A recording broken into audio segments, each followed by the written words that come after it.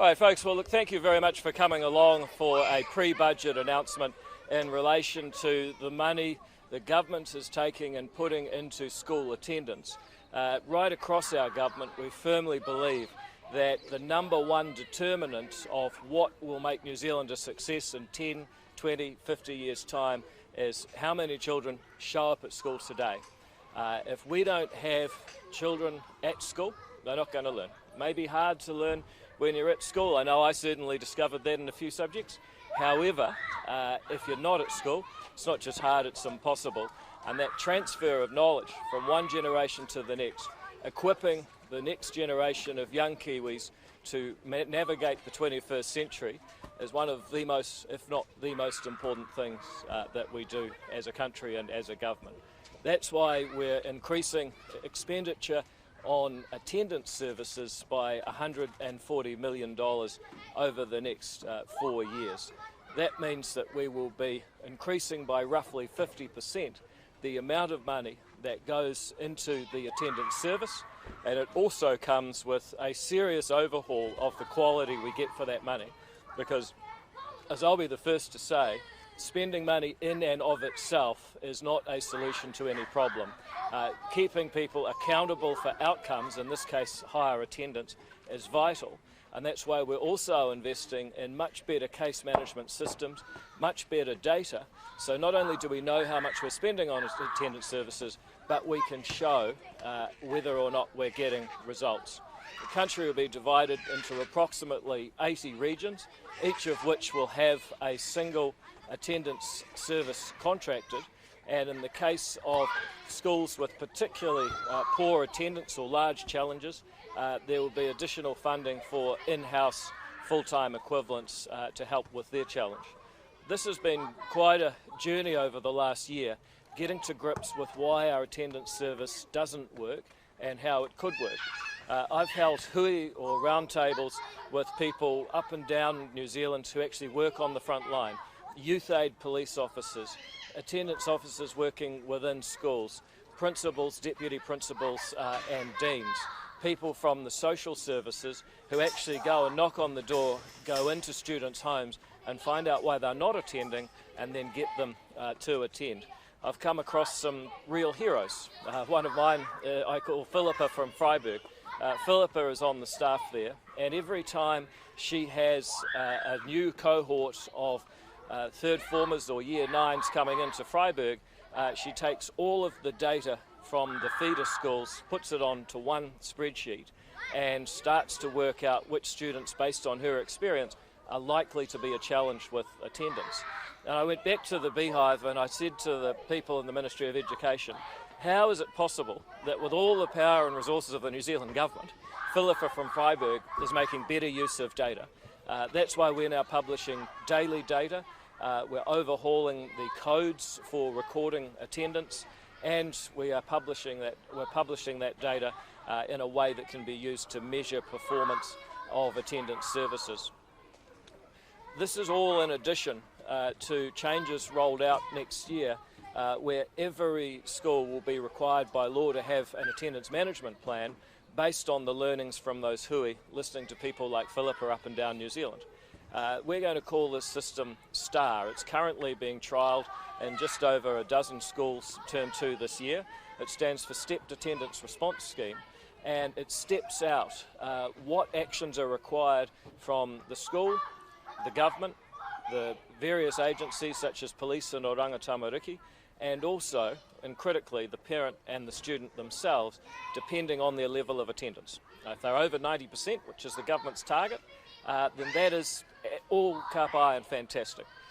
If the students, as it turns out, are starting to decline below 90, at each phase of the STAR, there are different levels of attendance requirement, or different reactions, different responses to those declining attendance levels from each of the actors involved. So we're creating a really joined up solution that has a role for everybody, because ultimately all of us in New Zealand will bear the costs or benefits of school non-attendance or attendance. I just want to finally acknowledge a few people. Ituali, the principal here at Thorndon School, thank you very much for hosting us. Ituali has just started here at Thorndon School, and just from talking to the students I can tell he's a hit, but he's also a very good example of the kind of proactive approach that is required for a principal to get attendance up. His attendance certainly has risen just in the short time that he's been in charge, and I think that is a reflection of a proactive approach, actually talking to the parents about what the students are missing out on if they don't attend, and encouraging the parental attitude towards attendance to improve in his school community. That's a real star right there, Ituali, and we're very lucky to have people like him that are prepared to run schools. At this point I could give you quite a few more anecdotes, but I probably shouldn't. So in that event I might let you guys ask some questions. Could you go into what the focus is of these service providers? Is it more on penalties, or is it trying to prevent truancy? Look, we've been very clear that penalties are a part of the mix, but they only work for a small portion of people who are a won't rather than a can't. So yes, if you persistently don't send your children to school, you could be fined, and I suspect we'll see some of that towards the back end of this year. However, I don't want to overemphasise penalties. Oftentimes, it's actually just barriers. You know, I've had examples where a student's been playing PlayStation all night. The youth aid police officer actually went around and confiscated it. And I said to this cop, I'm no legal expert, aren't you guys supposed to actually stop theft? And he said, well, actually the parents asked me to do it because they needed to take control of the situation in their own home. I can see the ministry staff nodding along here. Pretty extraordinary stuff, but it's about case by case working through each barrier. Sometimes it will be that a student has fallen behind in their schoolwork, and as a result they feel embarrassed about going back to school, so there needs to be a plan to reintegrate them and keep them there. So there is no one particular reason. There's certainly, at one end of the scale, parents taking their students out of school so that they can get cheaper fares to go to Fiji. At the other end of the scale, there's parents taking kids out of the school so that they can look after their siblings because they don't have a lot of money. So the focus of the attendance services, there's no one big hit. It's about having people that can go out into the community, like the Philippas of the world, like the Joes from Burnside, the heroes that I've met up and down this country who really are making a difference. Are there parts of the country that need support more than others? Yeah, so the way this funding is going to be allocated is based on the attendance challenge they face. So this school, Thorndon, actually doesn't make use of attendance services. They've got a very good principal, their attendance is improving, they've got a community that is relatively focused on education. On the other hand, there are communities where the parental approach to education is maybe not as committed, and that's the area where we're going to have more of this money going in to fund more attendance officers. And what we can actually do with this is nearly double the number of students that we can reach. Now, I'm not going to put a hard number on that because we haven't contracted them all, but at the moment we haven't been putting in enough money to reach the students we need to reach. This funding boost will change that, but it's critical that we don't just throw money at the problem, we also measure the results. So which parts of the country are you most worried about? Look, the data tells us that areas like Northland have quite a big challenge, some parts of Auckland, East Coast, Tairāwhiti, there's a challenge there, but I wouldn't stereotype areas. You know, you take an area like Southland or Otago, which tend to have some of the highest attendance, there can still be communities there that need help, so we try not to stereotype or put a broad brush over any one community. Because my view, a good school leader can actually make the most difference. At the moment we have about 300. The number that we will be contracting will depend on exactly how that goes, but we're basically doing about a 50% increase in the funding here, so you can kind of make a guess from there, but I'm not going to try and sign up to a number today. And what sort of approach will they take, considering the ERO was pointed out that it's quite inefficient in trying to find these young people? Yeah, so the new case management software is critical. When I came into this job, I sat down with the Ministry of Education and I said, look, how much are we spending on what? And they gave me a big spreadsheet. and I said, okay, which are the best things we're doing and which are the worst things we're doing? And I thought, we'll just stop doing the bad things and do more of the good things, Unfortunately, they said, we don't know which ones are most effective. So being able to have good case management software, track the students, reduce the time looking for them. We're also going to have memorandums of understanding across the different government departments, because when I've gone out to communities where this really works, for example, in East Auckland, I was out at Glen Innes School, and they have a great cop, codenamed Blocker, Reese Smith. They've got a really good principal, they've got a good attendance officer working within the school, but they also talk to the people at MSD and Kāinga Ora, who sometimes will say, well, actually, that family moved out 2 months ago, which saves them time looking for them. So this whole STAR system of cooperation is really trying to replicate across the country the examples of school communities I've found that are doing this well. And just on the STAR, you mentioned that will be rolled out. Why are you rolling out when the trials are over? Well, we're rolling it out at the start of next year. The trial's on now. Yeah. And what about parents? Look, I was just talking to Etuali, who I rate as a top principal. I've just met him, but I know he's a great principal. And, I asked him, you've been a principal and a teacher for 23 years. What's the biggest thing that you've seen shift in your career? And he said it's the value the wider community places on education. And so, I'm not here to lecture and hector, but just observe the fact that when you talk to people who are expert and devote their life to this business, what they'll tell you is that the biggest thing that's changed, and the reason education attendance has declined in the last decade or more, is the approach of the wider community, including parents. So how do you shift that? Well, first of all, we get out here and just lay the facts out. Under the previous government, there were many scandals of not revealing the attendance data. Now, if the Ministry of Education gives me the data, they say, what do you want to do with this, Minister? I say, I don't know, give it to the public. I mean, they paid for it, and they have to live with the consequences of it. So we're totally open and transparent about the data. I can tell you that yesterday in New Zealand, 85.9% of students were at school. I can break that down by region, I can break that down by EQI. We put it out there, we encourage media to really publish this every day if you like. We also are doing public information messaging, so we're putting money into that separate from this. That continues.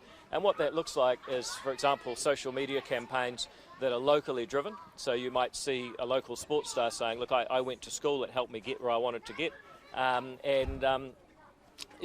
believe that this is actually this is something you should do. So, information, data, attendance services, right across the board, we're trying to promote the idea of educational attendance.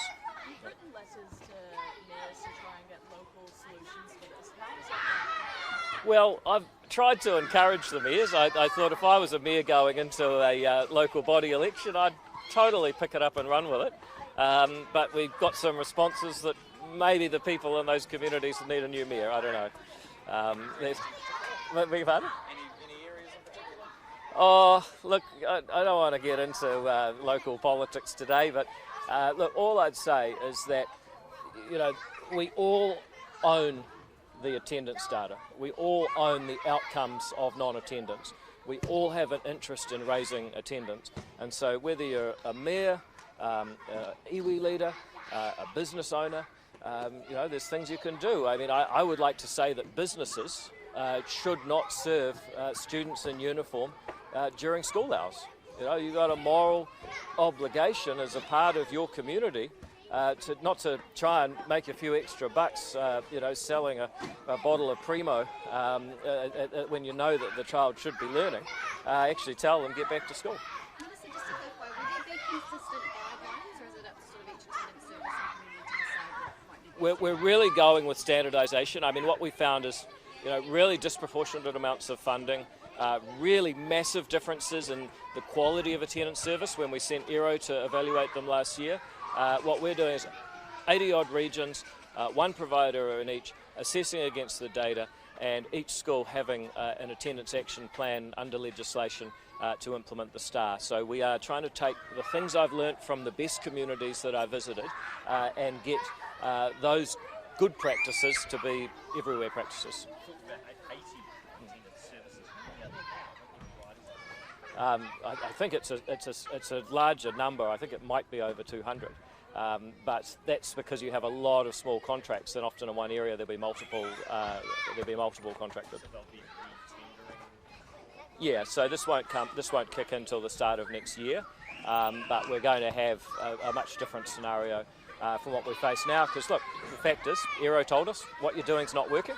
That gives you two choices: keep doing it and see what happens, or change things. And the bulk of the money's going to be attendance service and Yep. some to attendance services. Can you just Yep. talk us through what the difference is between those two? Yeah, so the attendance services are particular organisations in each region that will have these contracts, but we're also putting money direct to schools so that they can hire people, and that's going to be the schools, the 170 odd, that have real challenges around attendance. I think the most important thing is that where there's greater need, we put greater resource. What we've done in the past hasn't been entirely proportional. So in school for really acute problems, access to an attendance service in your region for every school. So that money is obviously money for the attendance service that's going that will then be distributed to these new attendance services contracts. Yeah, that's right. Yeah. So there'll be a new contracting process in place by the start of next year. Yeah, the fines, you talk about there are different reasons for why students may not be attending school. What gives you confidence that you're going to be able to have a nuanced system that's going to be able to take account of that? Well, in terms of, doing a prosecution's a big deal. Schools don't necessarily want to do it. They want the ministry to assist them. We've asked the schools to tell the ministry if they'd like to take a prosecution, but you actually are going to have to demonstrate and go through court and show that this is not a can't, this is a won't. And in the case of a group of people or a group of parents or a parent perhaps, who's had every opportunity, they've been told school's important, they've had barriers removed, and they've just said, you know what, we don't think school's important. Well, actually, it is important for that child, and at some level, the obligation for that child to get an education is as important, if not more important, than perhaps some other things they'd like to do. Yes, but how do you know the system's going to be able to factor in the nuance of kids staying at home to look after siblings versus, how are they going to be able to do Well, you wouldn't take a prosecution to court if you knew the defence was going to be, we physically, financially have no other alternative. That would, first of all, be unlikely to succeed legally, but second of all, what problem would it solve? Whereas if you have people who, could but don't, then I think the prosecution can send the right message. predictions on how instances, might end up in court? We don't.